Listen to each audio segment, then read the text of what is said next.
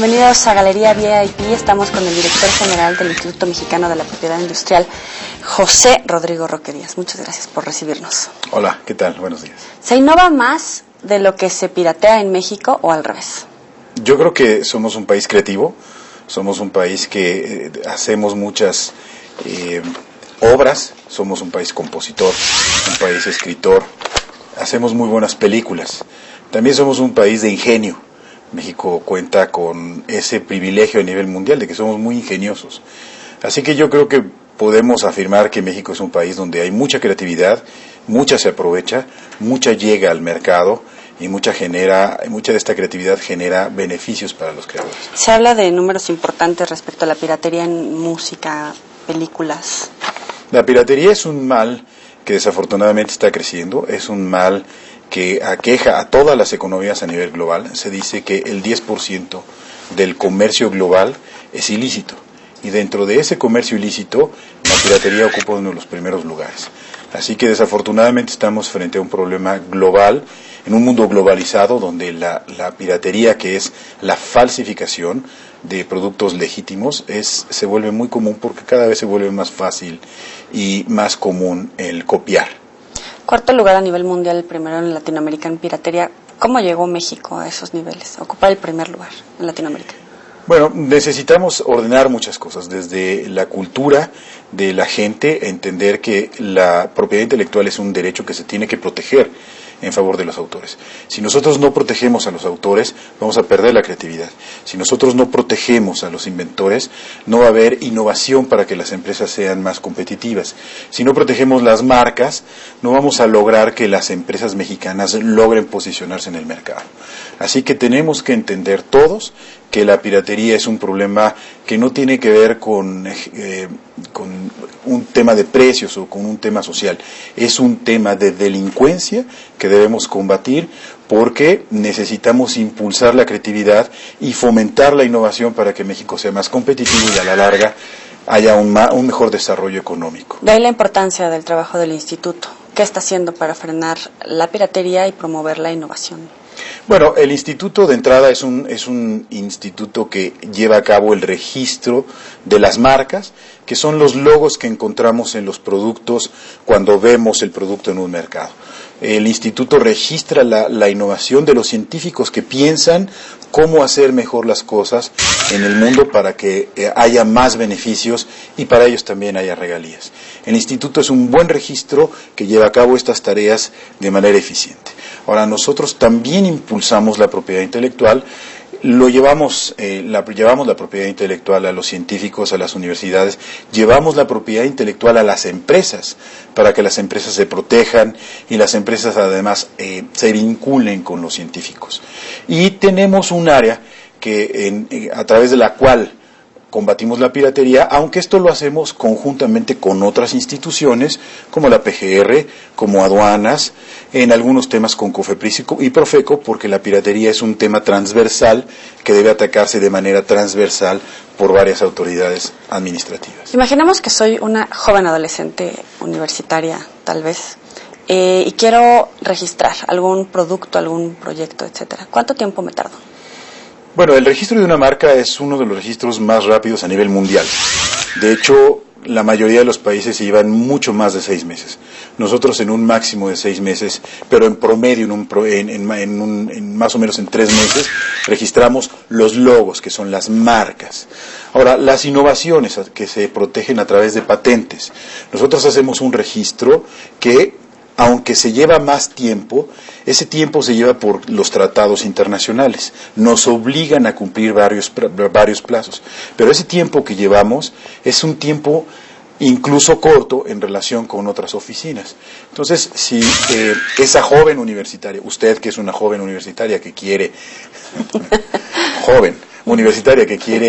registrar una innovación, el trámite le puede llevar 3 años, sí, pero además debe tener la certeza de que se hace un buen trabajo y que cuando usted tiene un certificado va a estar protegida en la innovación o en la marca. 3 años.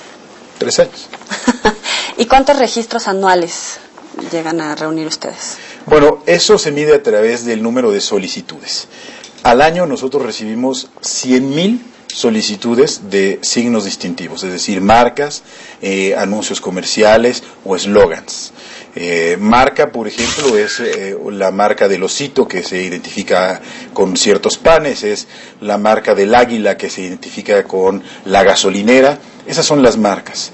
En el número de patentes, nosotros recibimos al año casi 13,000 solicitudes, lo cual nos coloca a nivel número 11 en relación con las demás oficinas a nivel mundial. Entonces, tampoco estamos tan mal, somos un país que recibe mucha innovación y que además hace muy bien su trabajo en el término de protección de las marcas. Y de ese total de solicitudes, ¿cuántas logran concretarse anualmente? Pues depende. Referencia varía. a 2011, por ejemplo. En el año 2011 se registraron 65,000 marcas. Eso no quiere decir que esté bien o mal el instituto, eso quiere decir que probablemente la marca no procedía por varias razones. Por ejemplo, se parecía a una marca ya otorgada. Pero en general, en relación con marcas, registramos 65,000 marcas. En relación con patentes... ¿De 100,000, de aprox el 100,000, 60%? Aproximadamente 65-70%. En relación con las patentes registramos también muchísimas, yo creo que estaremos en una proporción similar. Uh-huh. Ahora también se ha incrementado el robo a transporte de medicamentos y obviamente la venta de medicamentos ilegales. Sí, el problema de los medicamentos ilegales, como muchos otros productos, está sufriendo el del comercio ilícito. Ahora debemos tener muy claro que en el caso de los medicamentos, desafortunadamente, un producto ilícito no solo afecta el comercio y el mercado lícito y los empleos que se generan con ese mercado lícito, sino también los medicamentos pueden generar un riesgo a la salud. Afortunadamente, y afortunadamente dentro de los males, el tema de los medicamentos en el caso de piratería no es tan importante, es decir, que solamente el 3% del mercado ya ilícito de medicamentos es pirata. Y esto es prácticamente la piratería de ciertos medicamentos que se utilizan para la disfunción eréctil en Internet. Entonces, afortunadamente no tenemos el problema de falsificación en medicamentos pirata. En medicamentos. El problema de los medicamentos es más bien el tema de medicamento caduco o muestras que no deberían estar en el comercio. En números redondos, ¿de cuánto estamos hablando de pérdidas anuales? Bueno, es muy difícil calcular el mercado ilícito por su naturaleza, pero si hablamos del 10% del comercio mundial, estamos hablando de varios billones de dólares al año a nivel mundial. Que también impacta en empleos, por ejemplo, generación de empleos. No solo impacta en empleos, sino que además genera mercados ilícitos, no se pagan impuestos, atenta contra la legalidad, y esto es importante porque hoy en día la piratería es un problema que tiene que ver con mafias internacionales. Es decir, aquí sí sería muy importante que fuéramos muy precisos. La piratería no es un problema del pobre señor que no tiene cómo mantener a su familia. No, hoy en día detrás de un pirata no hay un Robin Hood, detrás de un pirata hay una cadena de delincuencia organizada, a veces transnacional, que lo que busca es atentar contra esos puestos de trabajo que son lícitos, en contra de esos comerciantes que hacen bien su trabajo, que pagan impuestos. Se habla incluso de la participación de zetas, ya cárteles, pues. Sí, no hay ninguna duda de que los mercados ilícitos se pueden ir vinculando, porque por su naturaleza tienen que ver con los circuitos de distribución, desafortunadamente. Ahora, México ha sido comercial debido a la firma del acta del acuerdo comercial contra la falsificación ACTA. Sí. ¿Ustedes la apoyan?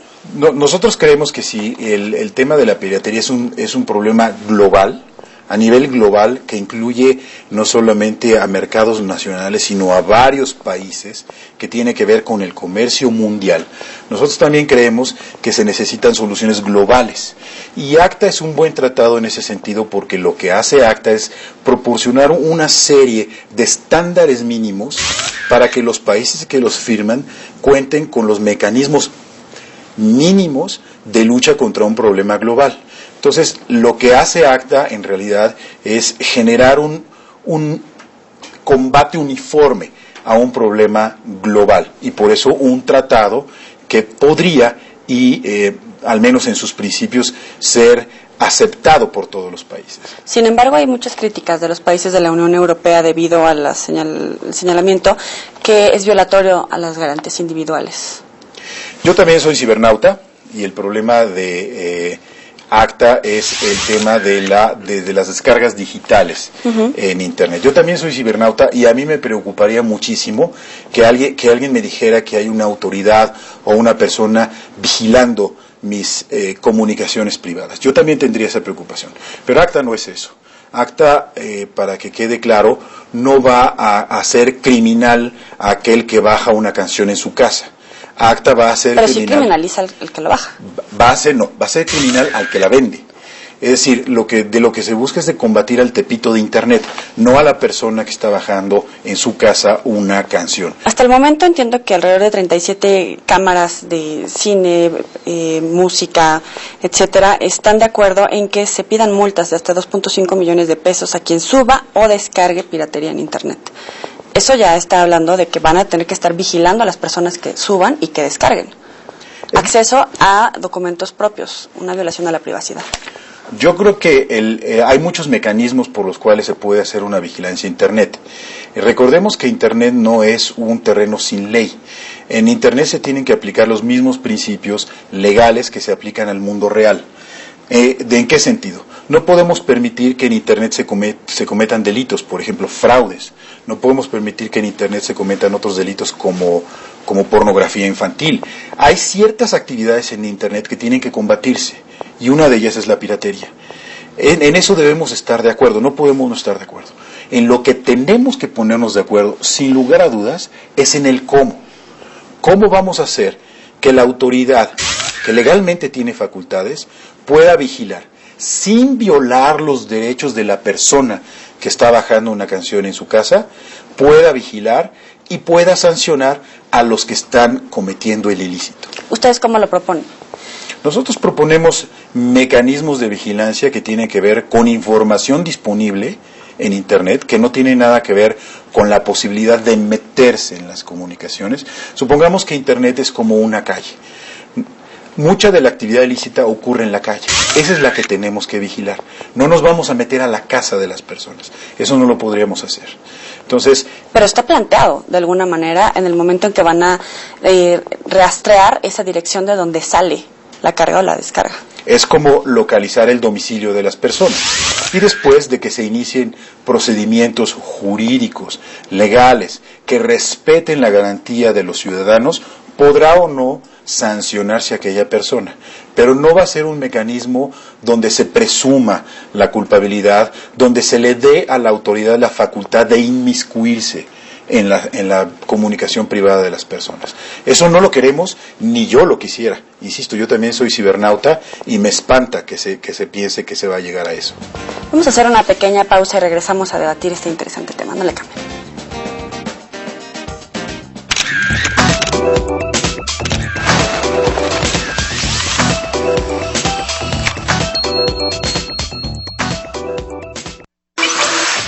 Este martes no te pierdas sazonarte porque tenemos recetas deliciosas. Vamos a hacer una ensalada brásica.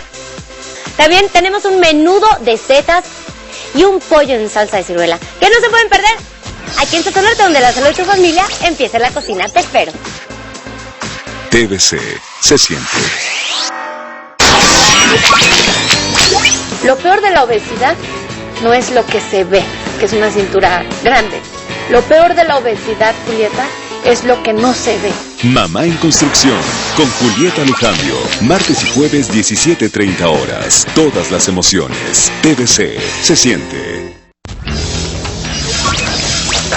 ¿Sabe cuántas contracciones por minuto? No estoy segura. 2 o 3. ¿Qué tipo de sangre? Positivo, doctor. La están trayendo. ¡Vamos, despeje! Clave 1. Lunes a viernes, 12:30 horas. Todas las emociones. TVC se siente. El nuevo integrante se ha tardado 2 temporadas. Me carga ver a una mujer triste. No quiero intervenir en su decisión, pero si vamos a hablar de música, a mí de la onda retro. La Colonia, tercera temporada. Lunes, martes, jueves y viernes, 19:30 horas. TVC se siente. Solo quiero que esté claro que Todo por Mil es una gran idea que busca engrandecer, renovar y mejorar los espacios de vida de los hogares, negocios y oficinas. Somos dos talentosos arquitectos de interiores. Todo por 1000, jueves 14 horas. Todas las emociones. TVC, se siente. ¿Beso a su papá? ¿Mi vida? Si fuera tú, contrataría a papá Pitufo. Y yo no firmo ningún contrato. El enano está maldito. Ajá, sí, claro. El Enano. Lunes, martes, jueves y viernes. 19 horas. TVC, se siente. Estoy asustada de entregarme a mi esposo porque bueno, yo quisiera ser de Juan Pablo. Y cualquiera pudo quitarle la vida. ¿Tú la mataste o no? ¡Campesina desgraciada! Estando a punto de casarse contigo y se deja tomar esas fotos desnuda en el río. Alma Indomable. Martes 11:30 horas. Todas las emociones. TVC, se siente. Santiago, ¿qué pasó? Pasamos la noche, tenía insomnio. Lujuria. Vine a confesarte que me haces mucha falta. No sabes lo que te he extrañado. Confidencial. Martes 23 horas. Todas las emociones. TVC, se siente. Estás viendo Galería VIP.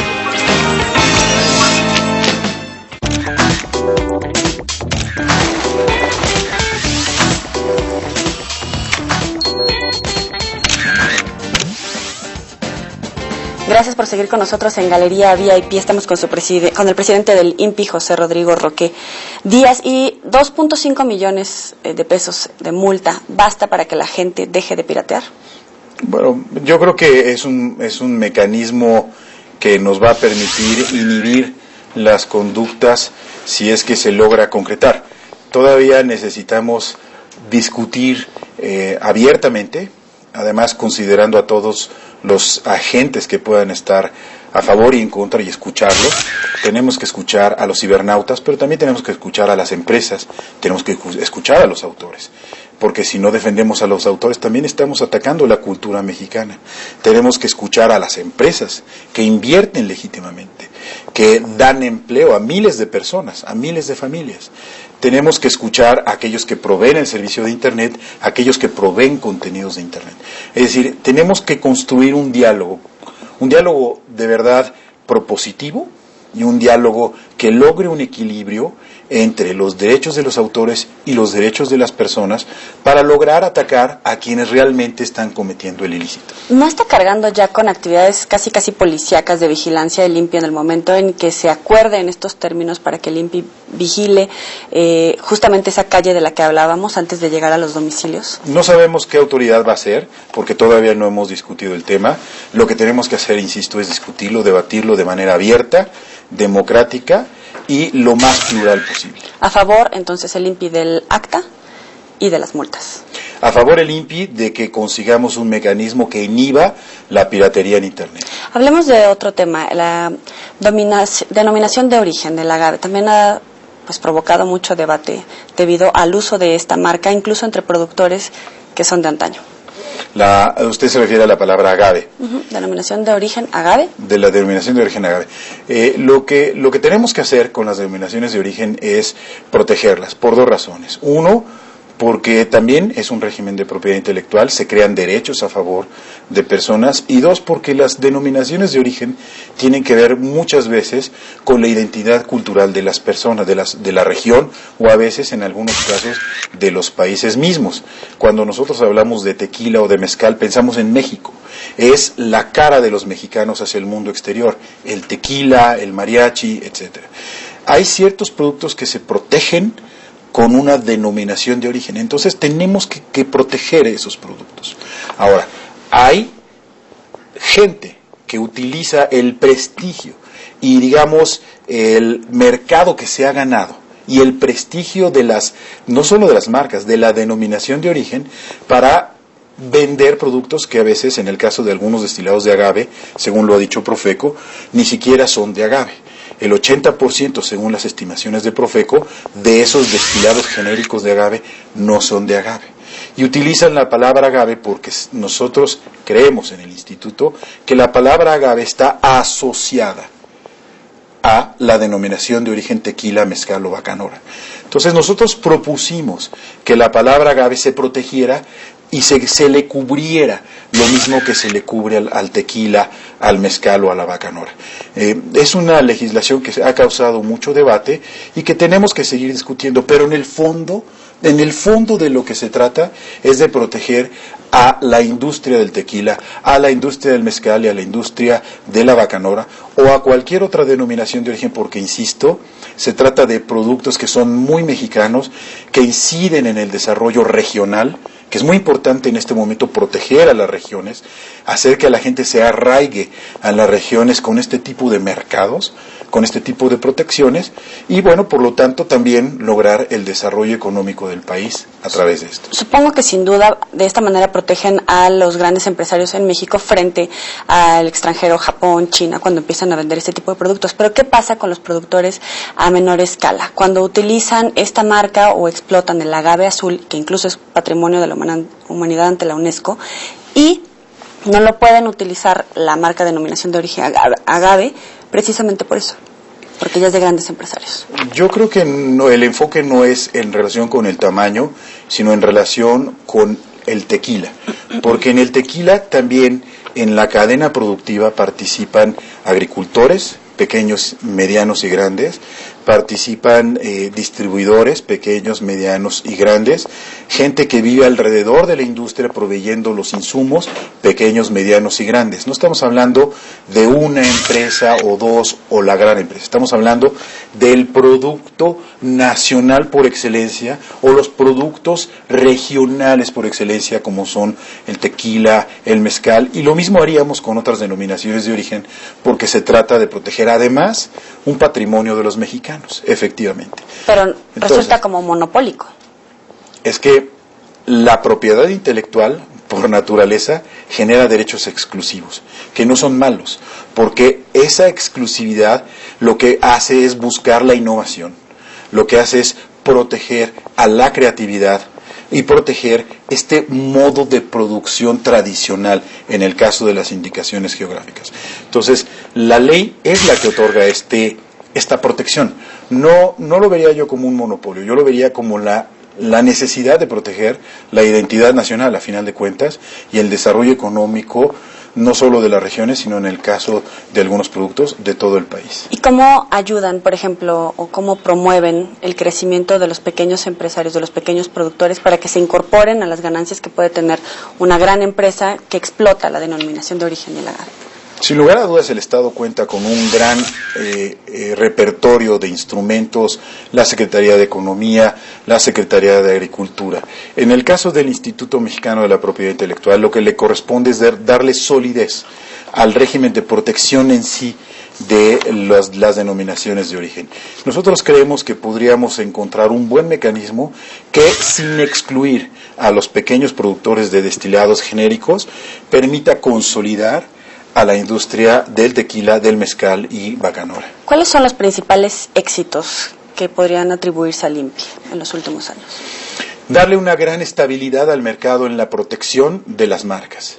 Si las marcas, por ejemplo, estoy hablando de marcas porque hay muchísimas en este país, si las marcas no se protegieran de manera eficiente, habría una gran depredación entre empresas, habría mucha competencia desleal entre las empresas. Entonces, de alguna manera, el México cuente con un régimen estable de protección de marcas, de protección de patentes también, yo creo que es algo que no se ve, pero que está ahí. Afortunadamente contamos con un instituto que es confiable en la generación del derecho a la hora de que alguien registra su marca y es confiable en la protección del derecho, de alguna manera participando en la protección junto con otras autoridades, como decía yo, con PGR y todo esto en el caso de la violación de los derechos.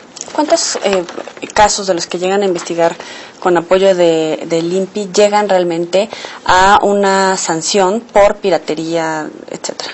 Los casos que conoce el instituto que son casos que una empresa trae en contra de otra, normalmente se resuelven, son revisados por tribunales y más del 60% de las resoluciones del instituto se confirman en tribunales. Pero yo quisiera hablar un poco más allá de eso. También el instituto tiene una función muy importante de promover las marcas y sobre todo promover la innovación.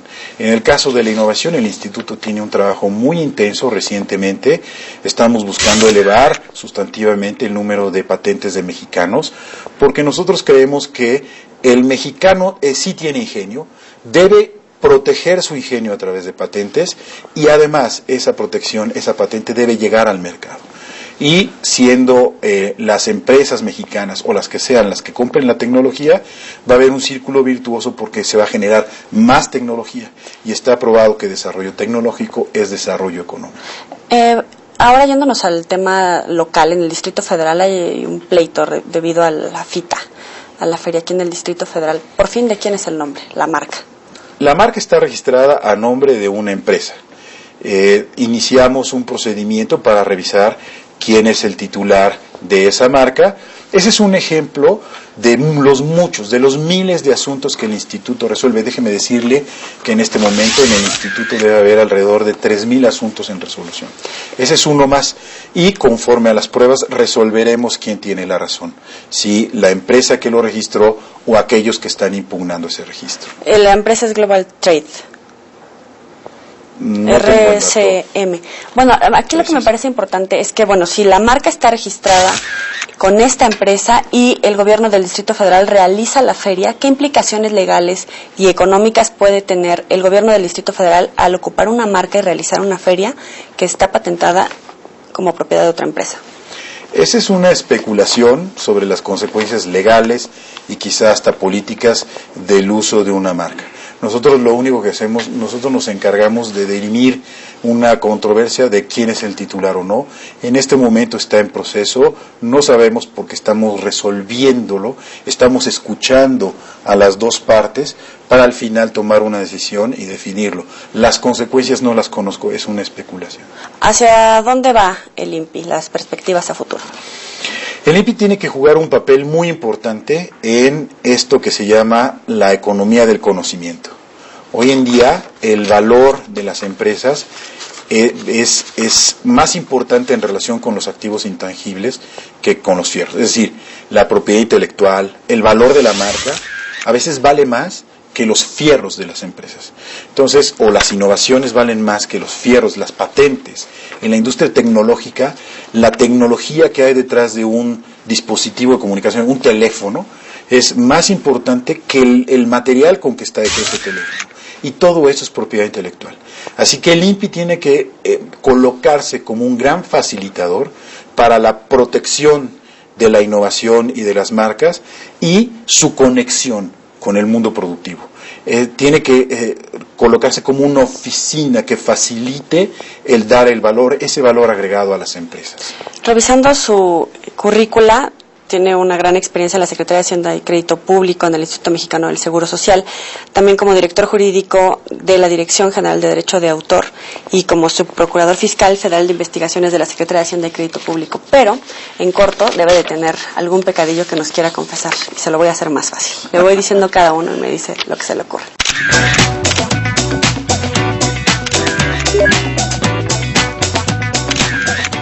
Avaricia.